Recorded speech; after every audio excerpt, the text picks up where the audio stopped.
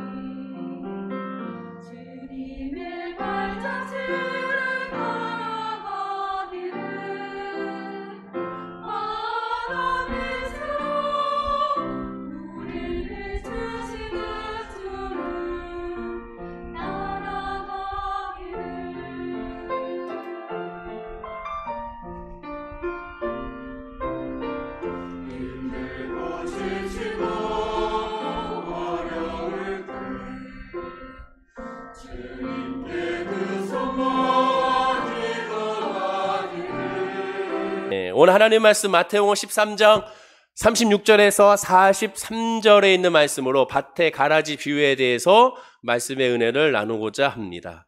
우리가 계속 마태복음 13장 하나님 나라 천국에 대한 예수님의 비유의 말씀의 가르침에 대해서 우리가 말씀의 은혜를 나누고 있습니다. 예수님은 약 10가지를 통하여 하나님 나라 천국에 대해서 비유로 말씀하셨죠. 그 10가지를 줄이면 7가지의 비유의 말씀으로 정리할 수가 있습니다. 그 7가지 비유의 말씀은 씨 뿌린 자의 비유로 시작하여 가라지의 비유, 겨자씨 비유, 누룩의 비유, 감추인 보배의 비유, 값진 진주의 비유, 그물 비유, 이렇게 7가지로서 하나님 나라 천국에 대한 말씀을 우리에게 가르치게 되죠. 이 7가지의 비유를 다 할 수는 없지만 중요한 비유만 몇 가지만 추려서 우리가 지금 주일날 함께 나누고 있는데, 오늘은 바로 이 밭의 가라지의 비유로서 함께 은혜를 나누고자 하는 것이죠. 우리가 성경을 읽을 때 우리가 예수님에 대해서 쉽게 잊어버리는 사항이 하나가 있습니다. 가장 기본적이면서도 핵심적인 사항인데도 그렇습니다. 그것은 바로 뭐냐? 예수님은 아주 평범한 유대의 남성이며 30대의 청년, 초반의 청년이었다는 사실이죠. 이 사실을 놓쳐서는 안 됩니다. 그리고 동시에 예수님은 100% 하나님이고 100% 인간이라는 사실도 놓쳐서는 안 됩니다. 자, 그럼 평범한 유대 남성이었다는 뜻은 무엇을 의미하는가? 그것은 바로 율법을 포함한 구약 성경에 능통했다라는 의미가 됩니다. 유대인들은 어리서부터 시작하여 하나님의 말씀 율법을 달달달 외우고 늘 교육하며 늘 읊조리고 늘 생활했습니다. 먹는 거와 마찬가지로 하나님의 말씀도 늘 먹었습니다. 늘 암송했고 가르침을 받았으며 들었습니다. 늘 말씀과 생활한 사람들이 유대인들이고 특별히 남성들은 말할 것도 없죠. 따라서 당시 유대의 남성들이라면, 유대인들이라면 하나님의 말씀, 구약 성경의 말씀, 모세오경과 율법의 말씀에 대해서 모르는 사람이 없습니다. 늘 좋든 싫든 듣고 또한 말하고 가르침을 받아왔기 때문에 알 수밖에 없다는 것이죠. 그래서 예수님의 가르침과 사역은 1세기 당시 유대 땅의 문화와 관습과 언어와 전통에 뿌리 박힌 채 가르침을 전하고 있음을 놓쳐서는 안 됩니다. 다시 말씀드리면 지금 우리 이 시대의 도덕적인, 상식적인, 법률적인, 규례적인 그러한 의식적인 것을 가지고 하나님의 이 예수님의 말씀을 해석해서는 안 된다는 것이죠. 당시의 상황으로 돌아가 당시의 문화와 종교와 사회와 그 다음에 율법과 그 다음에 가치관을 가지고 그것을 해석한 후 오늘날로 적용을 해야 되는 것이죠. 이것이 거꾸로 됐을 경우 하나님의 말씀을 왜곡할 수가 있고 잘못된 말씀으로 이해할 수가 있습니다. 더군다나 우리는 타 문화권이기 때문에 더욱더 그러하죠. 그래서 예수님의 말씀을 꼭 묵상하고 성경을 묵상할 때 당시의 상황을 우리가 깨닫고 알아야 되는 것이고 그것을 배워야 되는 것이며 그리고 늘 문맥을 통하여 하나님의 말씀을 해석하고 적용해야 되는 겁니다. 그러나 만약 그것을 깨닫지 못하게 되면 정말로 산으로 갈 수밖에 없는 것이죠. 말하자면 예수님의 가르침은 구약 성경과 연결해서 해석하지 않으면 온전히 이해할 수가 없다는 뜻입니다. 또 예수님도 예수님의 가르침에 보시면 항상 구약 성경의 말씀을 인용하여 유대 백성들에게 제자들에게 가르침을 줬음을 의미하게 되죠. 왜냐? 구약 성경 말씀은 다른 말씀이 아니라 말 그대로 옛날 말씀이 되는 것이 아니라 바로 예수를 가르치고 예수를 증거하며 앞으로 오실 예수를 증거하는 말씀이기 때문에 구약 말씀을 통하여 예수님을 가르쳤음을 우리가 알게 되는 것이죠. 오늘 본문도 마찬가지입니다. 본문에서 예수님의 제자들은 천국에 대한 비유인 알곡과 가라지에 대한 이 비유를 궁금해하게 된 것을 우리가 알게 되죠. 그 궁금증에 대하여 예수님은 구약 성경의 말씀으로 가르치셨습니다. 자, 본문 36절 한번 보십시오. 굉장히 흥미롭게도 오늘 말씀의 본문이 시작이 됩니다. 우리 말씀 한번 읽어볼까요? 자, 시작. 이에 예수께서 무리를 떠나사 집에 들어가시니 제자들이 나와 이르되 밭에 가라지의 비유를 우리에게 설명하여 주셔서. 자, 보십시오. 이에 예수께서 무리를 떠나사. 자, 그 얘기 뭡니까? 유대 백성들에게 바닷가에서 예수님의 말씀을 가르침이 끝나고 집으로 들어왔다는 것을 의미하게 되죠. 아주 중요합니다. 집으로 들어오셨습니다. 근데 집에 들어오자마자 집에 들어가시니 제자들이 나와 한 명의 제자가 아닌 모든 제자들이 나와 예수님께 질문하고 있습니다. 자, 그 얘기는 바닷가에서 예수님이 유대 백성들을 상대로 이 하나님 나라의 천국 말씀을 가르쳤을 때 그 자리에 있었던 유대 백성들은 한 사람도 질문하지 않았던 그 질문을 제자들은 하고 있었다는 것을 의미하게 되죠. 그렇다면 그 제자들은 그 말씀을 듣고 굉장히 궁금해했고 그 궁금증을 마음속에 간직한 채 집에까지 들어오자마자 예수님께 물어보고 있는 것을 알게 됩니다. 즉 그들은 관심을 가졌고 궁금했다는 것을 보게 되죠. 성경에 나와 있지 않지만 예수 얼마나 기뻐했겠습니까? 굉장히 기쁘셨을 겁니다. 왜? 궁금해하니까. 관심이 있으니까. 우리가 성경에 관심이 있고 하나님께 관심이 있어야 한다고 거듭 말씀을 드렸어요. 호세아 선지자가 말씀한 것처럼 여호와 하나님을 힘써 알아야 됩니다. 모든 선지자들이 한결같이 외친 것을 회개하고 하나님께 돌아오는 것인데 그 얘기는 결국 뭡니까? 하나님께 관심을 가져라. 하나님의 뜻이 무엇인지 하나님께서 뭘 원하시는지 관심을 가져라. 지금 상황에, 지금 질병에, 지금 문제에, 지금 어려움에, 지금 이 외로움에, 지금 이 현 시국에 하나님께서 나에게 말씀하고자 하는 것이 무엇인지 관심을 가지라는 것이죠. 그것은 너무나도 은혜고 좋은 것입니다. 중고등부 수련회가 오늘로써 이제 이미 마쳤군요. 마쳤는데 우리 아이들이 찬양하고 기도하고 모여드는 모습 보니까 얼마나 기분이 좋고 감사한지 모르겠어요. 그 아이들에게 믿음이 들어가고 주님에 대한 말씀으로 말미암아 성장하는 거 가장 소중한 것이고 기쁜 것이죠. 왜? 그것은 강요로 되는 것이 아니기 때문에. 궁금증을 가져라, 관심을 가져라. 그것이 가르쳐서 됩니까? 그것이 강요가 됩니까? 절대로 안 되는 것이죠. 정말 은혜입니다. 그래서 기적 중에 기적은 뭐라고 말씀을 드렸습니까? 내가 예수를 믿는 것이 기적이라고 말씀을 드렸어요. 예수를 믿는다는 거 여러분 이건 보통 일이 아닙니다. 너무나도 놀라운 하나님의 은혜의 섭리며 설명할 수가 없는 거예요. 그래서 우리 사랑하는 자녀들이, 우리 중고등 학생들이, 우리 아이들이, 교회학교 아이들이 예수를 믿는다는 그 자체가 가장 큰 은혜요 선분이라는 사실을 믿어 의심치 말아야 되죠.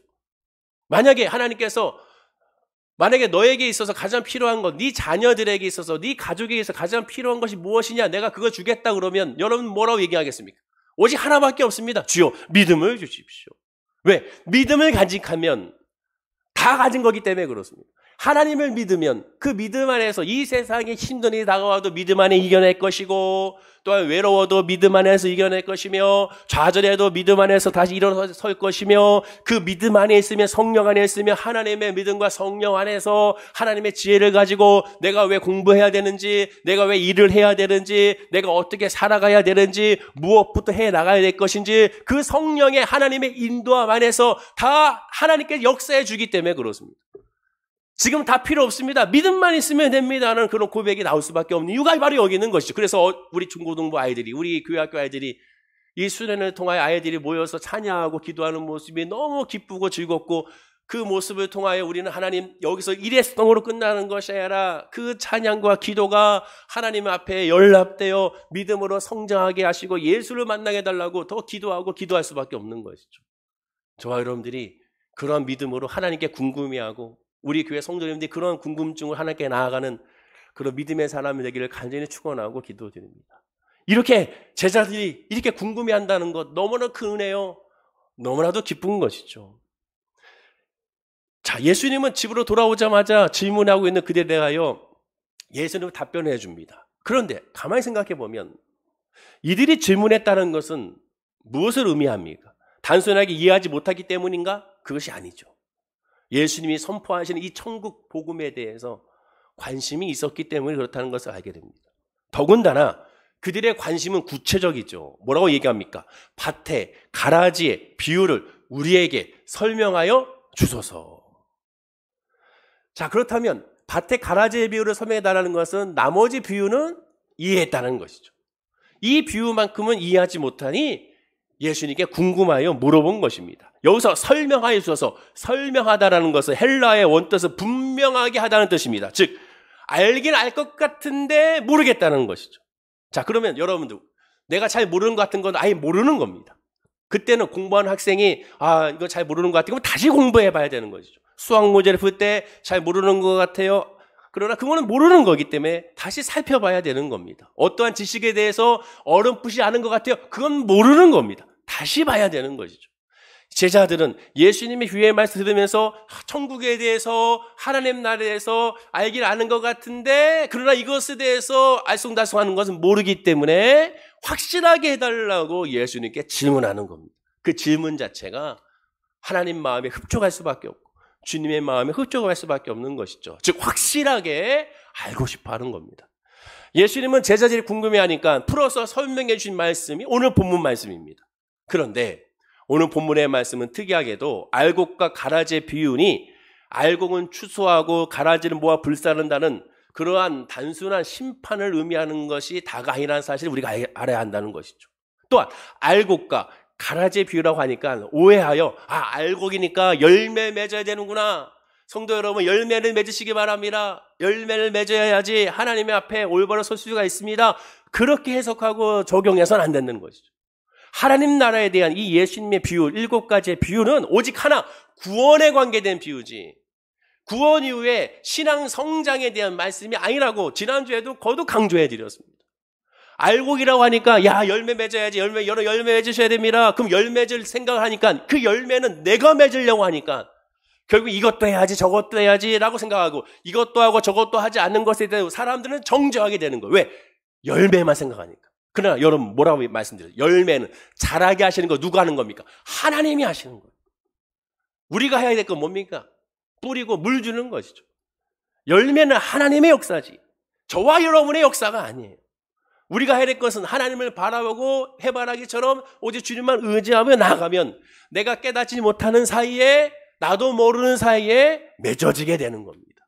그걸 깨달아야 되는 거예요. 즉 오늘 본문은 열매를 위해서 알곡이 되세요, 그런 의미가 아닙니다. 믿음, 구원에 대한 말씀이죠. 하나님 나라 천국에 대한 이 비유의 말씀 모두가 다 구원에 대한 말씀입니다. 구원에 대한 말씀. 그리고 그 구원받지 못하는 자는 무조건 심판에 이른다는 말씀이죠. 예수님은 좋은 씨를 뿌리는 이는 인자, 예수님이라고 그랬습니다. 밭은 세상이라고 말하고, 좋은 씨는 천국의 아들들이라고 말하고요. 가라지는 악한 자의 아들들이라고 말하고, 가라지를 뿌린 원수는 마귀라고 말하고, 추수 때는 세상 끝을 말하며, 초승꿀은 천사들이라고 가르치고 있습니다. 그런데 다시 강조하지만 예수님의 비유는 구원에 대한 말씀임을 놓쳐서는 안 되고 말씀을 봐야 됩니다. 그리고 이 비유의 핵심은 구원받은 자들은 어떻게 된다? 본문 43절이죠. 자, 읽어볼까요?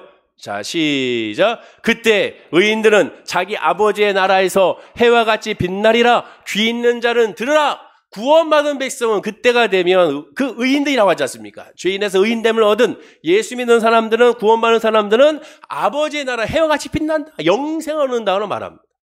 반면에 심판에 대해서는 40절에서 42절에 길게 설명해요. 구체적으로 묘사합니다.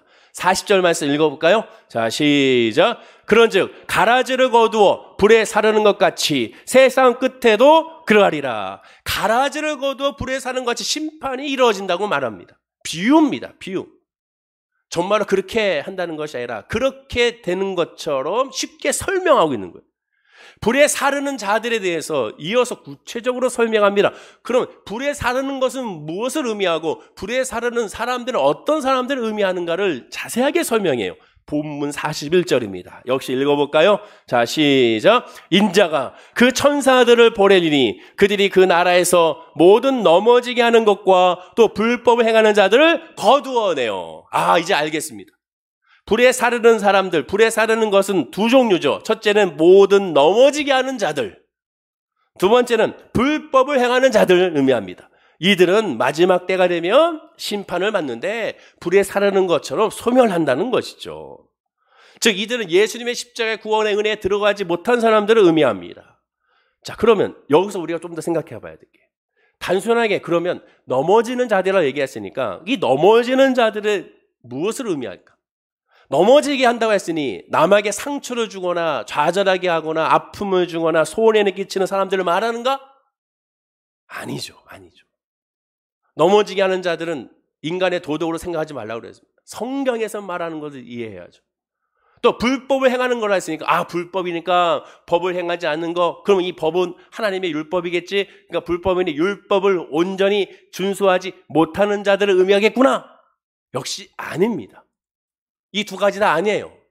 만약에 우리 중에 정말로 불법을 해가 율법을 온전히 지키지 못하면 다 사근을 당하고 넘어지게 하는 자들은 다 우리가 생각하는 것처럼 남에게 상처를 주고 아픔을 주는 사람들이 구원을 받지 못하고 다 심판을 받는다면 여기 계시는 모두들, 저부터 시작하여 모두가 다 구원받을 사람 단 한 사람도 없습니다. 단 한 사람도 없어요. 단언컨대 한 사람도 없습니다. 의인 없나니 한 사람도 없다고 말한 것처럼 한 사람도 없습니다. 다 멸망할 수밖에 없죠. 누가복음 23장에서 십자가상의 한 강도가 어땠습니까? 예수를 믿었다는 이유만으로, 예수님께 신앙 고백하는 이유 하나만으로, 당신이 계신 그곳에 나를 기억해달라고 말한 이유만으로 낙원에 이르게 됩니다. 그러면 바로 이 두 가지를 말미암아 정말 구원받지 못한다면 의미가 아닌 거죠. 이 강도는 들어갈 수가 없죠. 예수님의 설명은 결코 행위 구원을 뜻하는 것이 아닙니다. 행위로 말미암아 은혜로 구원에 이르는 것이 아니에요. 믿음으로 말미암아 구원에 이르는 것이죠. 이 두 사람도 넘어지게 하는 것과 불법을 행하는 자들의 어떤 말씀인지를 우리가 정확히 깨달아야 됩니다. 그래서 제가 늘 강조한 거죠. 전체적인 말씀을 봐야 되는 것이죠. 그런데 보십시오. 예수님이 모두 넘어지게 하는 것과 불법을 행하는 자들이라고 말했을 때 제자들은 그 예수님의 답변을 듣고 더 이상 질문하지 않았습니다. 그 얘기는 뭡니까? 예수님의 말씀의 의미를 알아들었다는 것이죠. 그 증거가 뭐예요? 추가 질문하지 않았다는 거죠. 본문의 시작처럼 모르고 있었다면 제자들이 또 질문했을 것입니다. 왜? 사람들도 없으니까, 집에 들어와 있으니까 제자들은 질문했겠죠. 이게 무슨 의미입니까?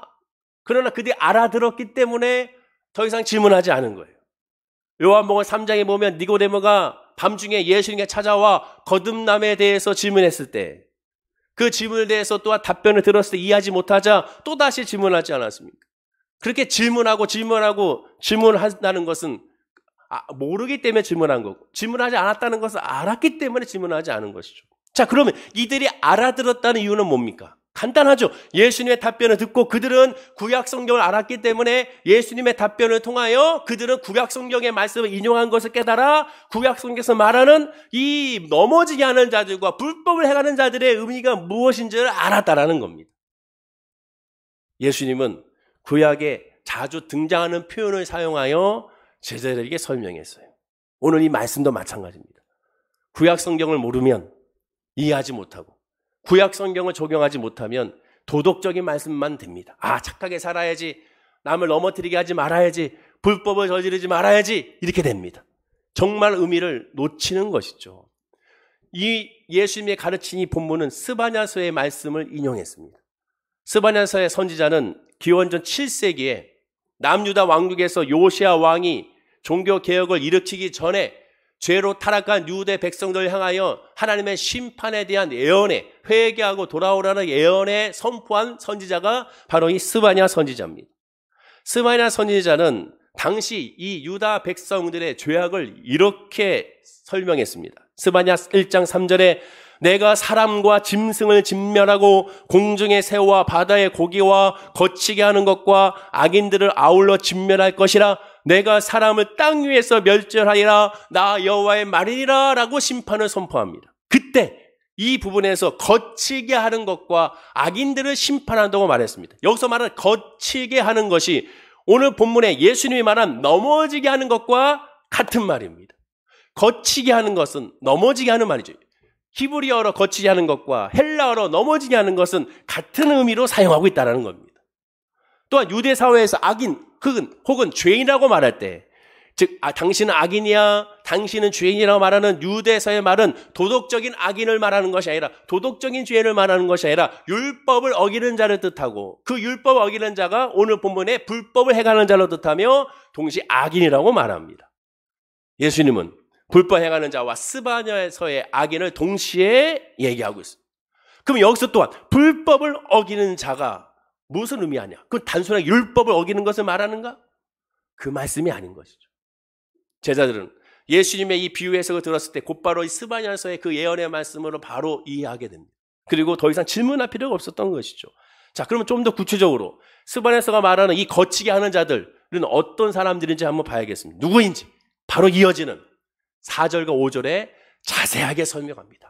누군지를. 자, 한번 읽어볼까요? 읽어보겠습니다. 천천히 시작. 내가 유다와 예루살렘의 모든 주민들 위해 손을 펴서 남아있는 바알을 그곳에서 멸절하며 그마림이란 이름과 및 그 제사장들을 아울러 멸절하며 또 지붕에서 하늘의 무별에게 경배하는 자들과 경배하며 여호와께 맹세하면서 말감을 가리켜 맹세하는 자들과. 여기서 말하는 그마림이라는 것은 무슨 뜻이냐? 바알, 우상을 섬기는 제사장을 의미합니다. 바알 신상, 바알 신을 섬기는 제사장을 바로 이렇게 용어로 사용하게 되죠. 당시 유대 백성들은 바알을 섬겼습니다. 가나안의 바알 신과 또한 밀감, 또한 말감이라고도 하는 이 밀감 신과 우상 신을 섬기고 1월 성신, 해와 달과 별을 섬겼습니다. 사진과 같이 가나안의 우상들을 여러 개 수십 가지의 신들을 섬기며 나아갔습니다. 또한 스바냐 1장 6절에 보면 여호와를 배반하고 따르지 아니하는 자들과 여호와를 찾지도 아니하고 구하지도 아니하는 자들을 멸절하라고 말하고 있습니다. 정리하게 되면 거치는 자들은 어떤 사람이냐? 첫째, 여호와를 예배하며 우상을 예배하는 자. 둘째, 여호와께 맹세하며 우상에게 맹세하는 자. 셋째, 여호와를 찾지도 구하지도 아니하는 자. 이들은 마땅히 심판을 받아야 될 거치는 자들이라고 말하게 되는 거예요. 우리가 생각하는 넘어지게 하는, 거치게 하는 자들과 다르죠. 하나님의 말씀하는 거치는 자들, 이런 자들입니다. 그럼 악인은 누구냐? 불법 행하는 자는 누구냐? 스바냐 1장 7절에서 9절에 설명합니다. 자, 역시 읽어보겠습니다. 시작. 주 여호와 앞에서 잠잠할지어다. 이런 여호와의 날이 가까웠음이로 여호와께서 희생을 준비하고 그가 청할 자들을 구별하셨음이니라. 여호와의 희생의 날에 내가 방백들과 왕자들과 이방인의 옷을 입은 자들을 벌할 것이며 그 날에 문턱을 뛰어넘어서 포악과 거짓을 자기 주인의 집에 채운 자들을 내가 벌하리라. 1차적으로 가난하고 소외된 계층을 폭력으로 수탈하고 살인사욕을 채운 지도자, 어떤 지도자? 유대 종교 지도자들의 특권층을 심판한다. 그들이 악인이라고 말합니다. 그런데 문제는 아무리 포악한 행위를 자행해도 이러한 악행만으로 심판을 여지는 뭐가 돼요? 행위 구원이 되죠. 이어지는 설명을 보십시오. 그래서 오해하지 말도록 12절에 이렇게 말합니다. 읽어볼까요? 자, 시작. 그때 내가 예루살렘에서 찌꺼기같이 가라앉아서 마음속에 스스로 이르기를 여호와께서는 복도 내리지 아니하시며 화도 내리지 아니하시리라 하는 자를 등불로 두루 찾아 벌하리니. 하나님은 늘 뭘 보시고 마음의 중심을 보세요. 마음속, 그들의 마음속에 이르기를 여호와께서는 복도 내리지 아니하고 화도 내지 않는다라고 말하기 때문에 그 마음에 하나님이 없고 하나님을 두려워하지 않기 때문에 그들은 도덕적으로도 불법을 행하고 남에게 해코지하며 남에게 사기를 치고 남의 것을 빼앗게 된다고 말합니다.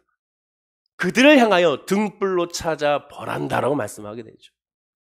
악인은 결국 누굽니까? 하나님을 마음에 두지 않는 자를 말하게 됩니다. 하나님을 예배하고 섬기지 않는 자를 말합니다. 그들은 바로 하나님을 무시하고 하나님 없이 하는 사람들이에요. 그럼에도 불구하고 그들을 즉각적으로 심판하지 않는 이유는 무엇입니까? 하나님의 인자는 무한하기 때문에 그들을 사랑하시기 때문에 용서할 기회를 주는 거예요. 지금도 스마냐 선자를 통해 용서할 기회를 주는 거예요. 선자를 통해 심판하기 전에 용서할 기회를 줍니다. 회개할 수 있는 기회를 주시는 거죠.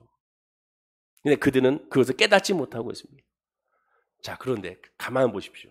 이들의 특징이 뭡니까? 하나님을 아는 사람입니까? 하나님을 아예 모르는 사람인가요? 하나님을 아는 사람들이. 여호와를 예배하면서 동시에 세상을 예배하는 사람들.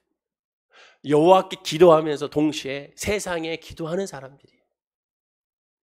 현실 생활의 풍요를 보장받는 데는 어떠한 신이든 상관없다는 사람들입니다. 이들이 유대인들이 여호와를 완전히 떠난 것이 아니에요. 걸친 거예요. 정말로 우리가 생각하는 불신자들에 대한 말씀이 아닙니다. 여호와 하나님을 안다고 하면서 예배한다고 하면서도 사실상 예배하지 않는 사람들에 대한 경고죠. 사진과 같이 당시 바알 신은 농경의 신입니다. 농사의 신이고 동시에 비의 신이죠. 왜? 농사를 지으려니까 비가 필요하지 않습니까? 그러니까 바알 신은 섬깁니다. 동시에 무력의 신이며 식욕의 신이기도 하죠. 다산의 신 또한 아세라를 섬겼습니다. 아세라는 다산의 신, 많은 자녀들을 생산하게 한 신인데 말이야 그렇지 사실상 성욕의 신이라고 할 수가 있죠. 욕정의 신이라고 했습니다. 인간의 기본적인 욕구를 위한 신들을 그들은 만들어서 섬기게 되죠. 여기에 유대인들이 여호와 하나님을 섬긴다 하면서 동시에 동참하고 있는 겁니다. 정리하면 악인이란 결국 여호와를 믿고 알기는 하되 동시에 자신들에게 돈과 권력과 명예와 출세와 형통케 해준다면 어떠한 신이라도 마다하지 않고 경배하겠다고 여기는 자들을 말합니다. 그들이 악인이에요. 밭에 가라지 비유를 통한 예수님의 뜻도 마찬가지입니다. 유다의 상황이나 지금 예수님의 상황이 다를 바가 아니다. 마찬가지, 지금도 마찬가지. 구약의 상황이나 신약의 상황이나 지금 현재 상황이나 같습니다. 다르지가 않아요. 환경만 다르고 시대만 다를 뿐 똑같습니다. 그 마음의 중심엔 하나님을 두지 않는 건 똑같아요. 똑같습니다. 놀랍도록 똑같죠. 예전에는 그런 생각을 했었습니다. 예전에 우리가 그런 얘기했죠. 예전에는 부흥이 많이 됐어. 60년, 70년, 80년대, 90년대 중반까지만 해도, 즉 IMF가 오기 전까지만 해도 부흥이 많이 됐다. 계속 성장했다. 교회가 늘어나고 또한 심지어 교회 개척만 하면 십자가만 달면 성도가 모여들었다고 하는 때도 있었습니다. 그러면 그 당시에 예수님이 오셨다면 예수님 기뻐하셨을까? 예전에 그렇게 생각했는데 지금은 그렇게 아니라고 합니다. 오히려 예수님은 더 화를 내지 않았을까? 왜? 오늘 본문처럼 겉으로는 화려한 모습이지만 결국 가라지인 것이 많기 때문에 그렇죠. 알고 보기 아니에요. 그 증거가 뭐예요? 우리가 부르짖는 게 뭡니까? 예배 때 부르짖는 게 뭐예요? 그 당시에 메시지가 대부분 무슨 메시지입니까? 예수 믿고 잘 살자는 거죠. 예수 믿고 잘 먹자는 거죠. 예수 믿고 형통하자는 겁니다. 모든 삶의 관심이 현실에 있습니다. 하나님께 있는 게 아니죠. 지난 시간에 말씀드린 것처럼 성경 구약과 신약은 다 예수를 증거하고 있는데 우리는 예수를 이야기하지 않습니다. 여전히 삶은 얘기해요. 혹자는 이렇게 얘기하죠. 삶이 중요하지 않습니까? 현실이 중요하죠. 그러니 예수죠. 예수님만이 길이요, 진리요, 생명이라고 믿는다면 우리 찬양대 오늘 가사처럼 이 험한 세상에 예수밖에 없음을 깨달아야죠. 그러면 그 결론도 예수로 끝나야죠. 근데 그 결론이 예수로 말미암아 끝나는 것이 아니라 삶의 문제를 통해 예수님께 오고 나서 거기서 그쳐버리는 문제입니다. 그러니 열매가 없는, 알곡이 아닌 거, 착각하는 거, 무서운 겁니다. 나는 성령 충만하다 생각했는데 아니었던 거예요. 나는 하나님의 은혜 안에 거하고 있는 것 같은데 아니었던 겁니다. 나는 진짜인 줄 알았더니 가짜였던 거죠. 나는 거룩한 줄 알았더니 거룩하지 않았던 겁니다. 왜? 하나님에 대해서 알려고 하지 않는다면, 하나님에 대해서 깨달으려고 하지 않는다면, 주의 은혜가 아니면 살아갔으면 고백하지 않는다면 결국 다 가라지에 불과한 것이죠. 즉 예수님은 그 말씀을 하고 있는 거예요. 우리의 신앙과 우리의 믿음은 과연 어떤가? 당시 유대 백성들처럼 노골적으로 우리는 그러지 않습니다. 즉 오늘 예배드리고 오후에는 저 이슬람 사원에 가거나 불교 절에 가거나 무당집에 찾아가거나 그러지는 않습니다. 그러나 마음 중심은 어떤가? 여전히 예수 중심이 아닌 삶의 중심이 아닌가? 우리의 기도, 우리의 목표, 우리의 비전은 다 결국 거룩하게 포장을 하지만 결국 예수가 아닌 자기가 아닌가? 자기의 의가 아닌가? 자기의 영광이 아닌가? 겸손하게 엎드려 봐야 되는 것이죠. 지금 넘어지게 하고 불법 행하는 자는 곡식과 가라지 비유해서 가라지에 해당됩니다. 믿는 자들 중에 여호와 하나님을 예배하지 않고 순종하지 않는 자들을 말한 것 같지만 사실상 말하자면 불신자죠. 씨 뿌린 자의 비유를 통해 예수님은 증거하지 않았습니까? 길가에 떨어지고 돌밭에 있고 가시밭에 있어. 나는 이제 길가가 아니 돌밭이라 좀 안심돼. 나는 돌밭이 아니라 가시밭이라 좀 안심이 돼. 아니죠. 불신자입니다. 구원받지 못한 거예요. 가라지죠. 아주 무서운 말씀이죠. 난 예배드리고 있습니다. 난 목사입니다. 내가 2007년도에 아버지 하나님 목사 안수도 받았습니다. 그러면 구원의 확신이 있는가? 네, 넌 확신합니다. 그럼 하나님 얼마나 알고자 하는가? 너의 예배의 목적이 무엇이냐? 너의 사역의 목적이 무엇이냐? 기도의 목적이 무엇이냐? 그걸 살펴봐야죠. 그게 가장 무서운 거죠. 성경에서 예수님이 강조하고 선지자들이 강조하는 것이 바로 그겁니다. 하나님께서 원하시는 믿음의 예배가 신령과 진정으로 예배하지라. 그 예배의 중심 뭐라고 했습니까? 주를 알고자 하는 거라고 하지 않습니까? 주 뜻에 거하고자 하는, 주의 말씀에 귀 기울이는 거. 하나님 중심으로 말미암아 모든 죄를 내려놓고 주님 앞에 엎드리는 거. 바로 그거죠. 우리가 그렇게 하고 있는가? 아니 내가 그렇게 하고 있는가? 겸손하게 하나님께 질문해 봐야 되는 것이죠. 사실상 불신자 전체인 것을 우리가 알아야 됩니다. 본문은 결국 예수를 믿지 않는 불신자는 구원에 제외된다는 거죠. 스바냐 예언에 비추며 불신자들도 하나님의 살아계신 것까지 인정하고 있습니다. 신령과 진정을 하나님께 경배하지 그러나 하지 않는 자죠.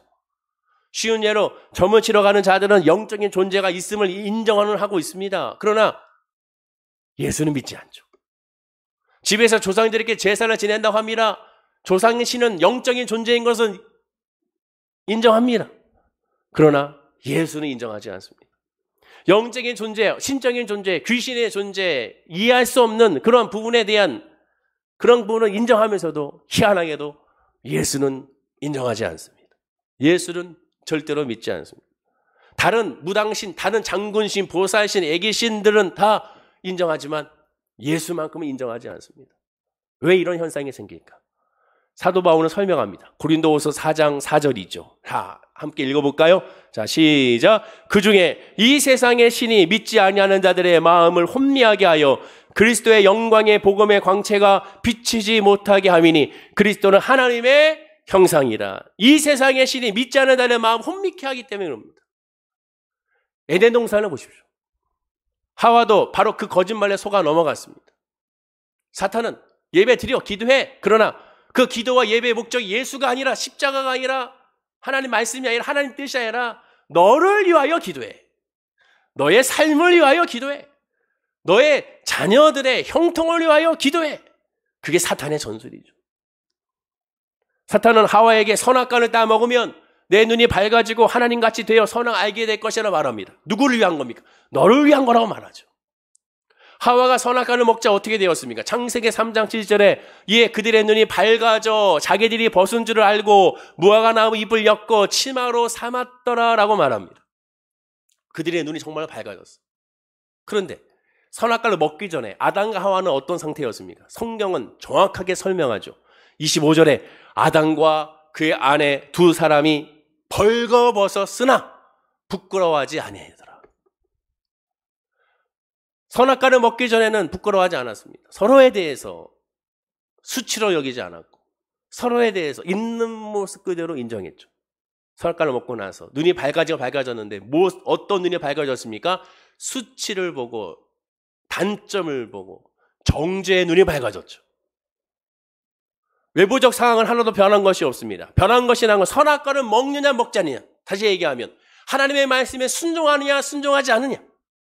더 깊게 나가면 하나님의 뜻 안에 있느냐 하나님의 뜻 밖에 있느냐에 따라서 모든 상황은 달라지는 겁니다. 말이 달라지고 행동이 달라지죠. 상대방을 바라보는 시선도 달라지죠.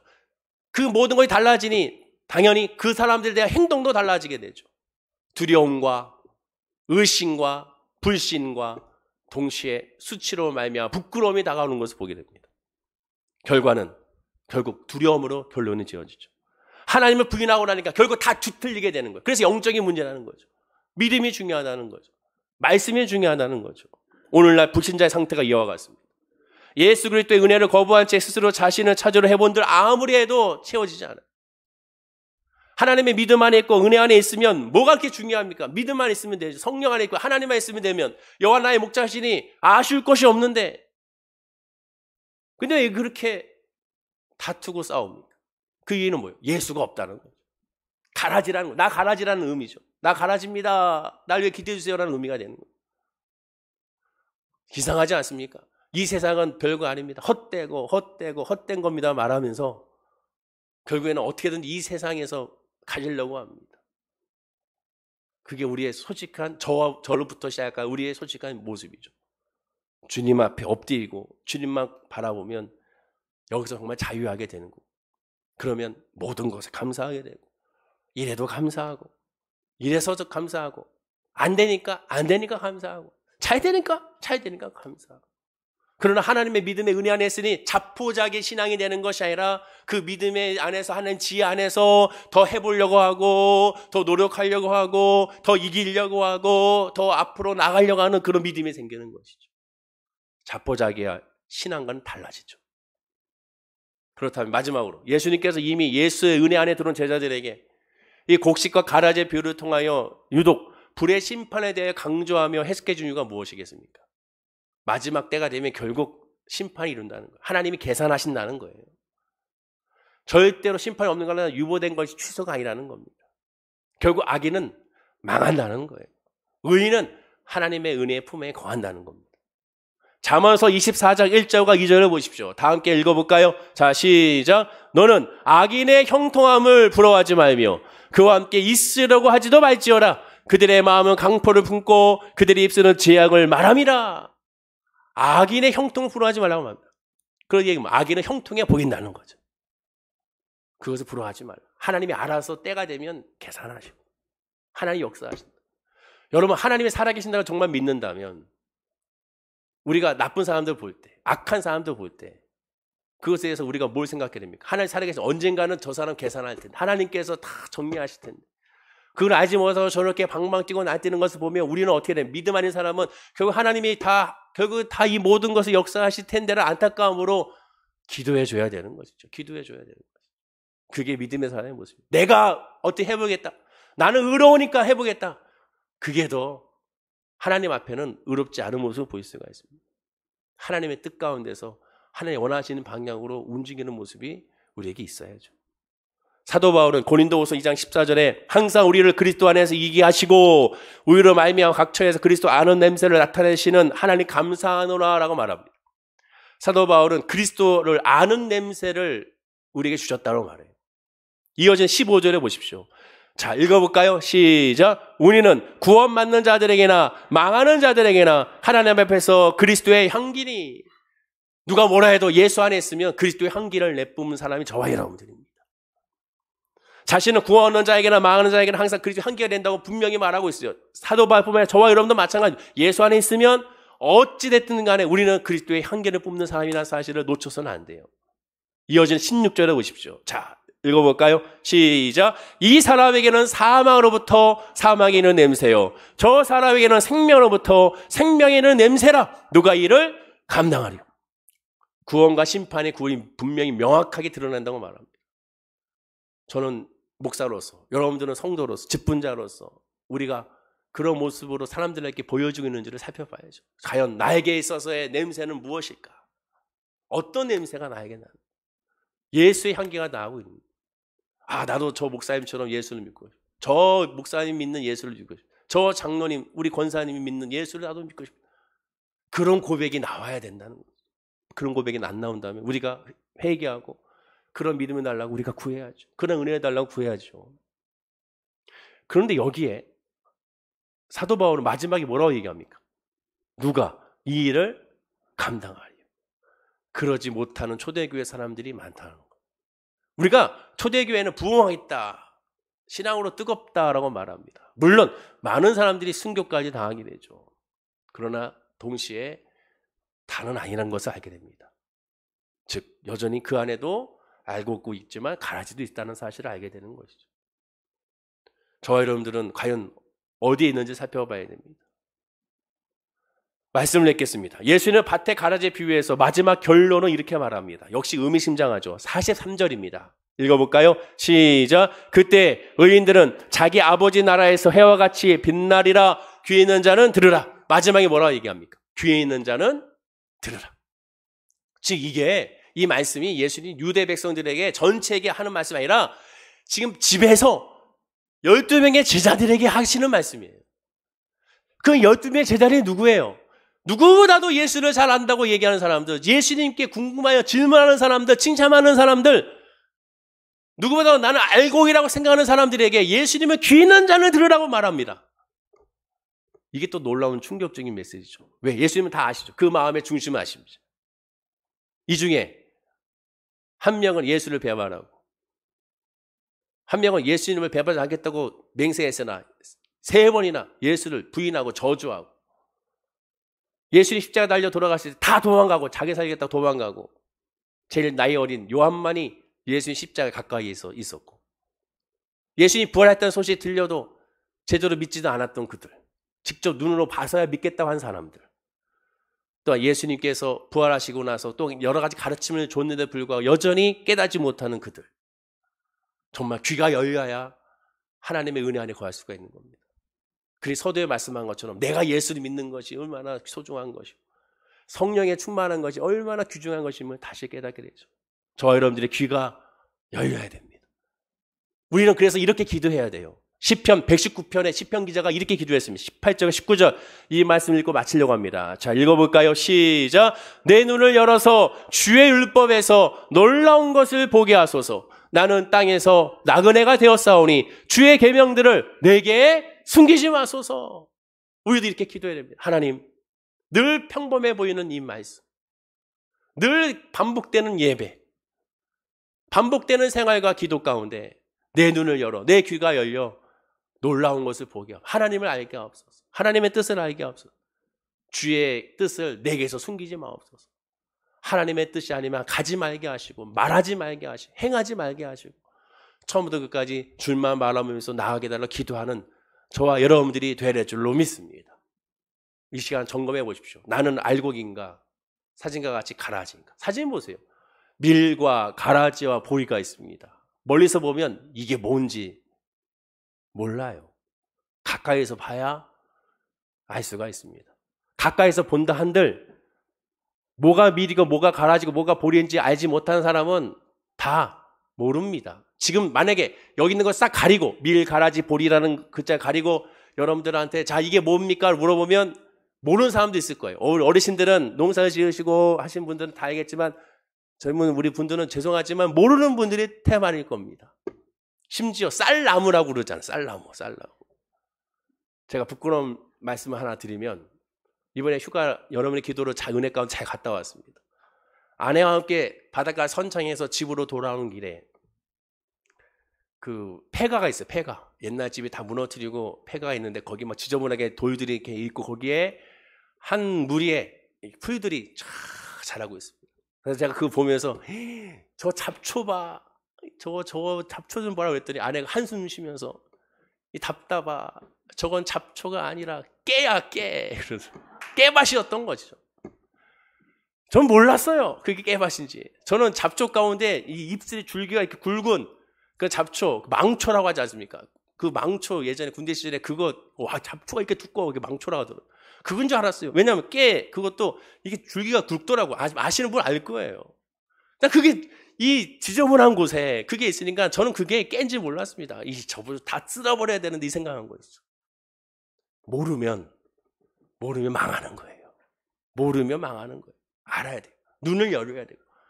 귀가 열려야 돼요. 얼마나 부끄러운지. 우리 애들이 그때 없어가지고 망정이지. 애들이 있었으면 무슨 망신입니까? 여러분 알아야 됩니다. 여호와를 알아야 돼요. 하나님을 알아야 돼요. 성령을 알아야 돼요. 은혜 안에 거해야 돼요. 그래야 진정으로 믿음으로 승리할 수가 있습니다. 우리 올개수의 성도님들 저부터 시작하여 주여 주님을 알기 원합니다. 바르게 하게 하옵소서. 진짜가 목사가 되게 하시고 진짜 우리 집분자가 되게 하시고 진짜 하나님의 자녀가 되게 달라고 기도하는 저와 이름 됐을 때 이 힘들고 험한 세상에 우리는 믿음 안에 승리하게 될 줄로 믿습니다. 기도하겠습니다. 아버지 하나님 감사합니다. 믿음으로 승리하고 기뻐하는 우리 모든 성도님들이 다 되게 하여 주옵소서.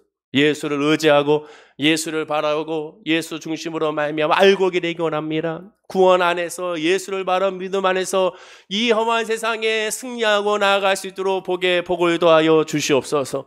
십자가 중심으로 요동치지 아니하게 하여 주옵소서. 힘이 들고 아프고 문제가 있고 어렵고 고통스러우니 그러니도 예수 중심으로 말미암아 주 뜻대로 살기로 했네라는 믿음의 고백으로 모든 것에 선으로 역사하시는 하나님을 바라보는 우리 성도님들이 다 되게 하여 주옵소서.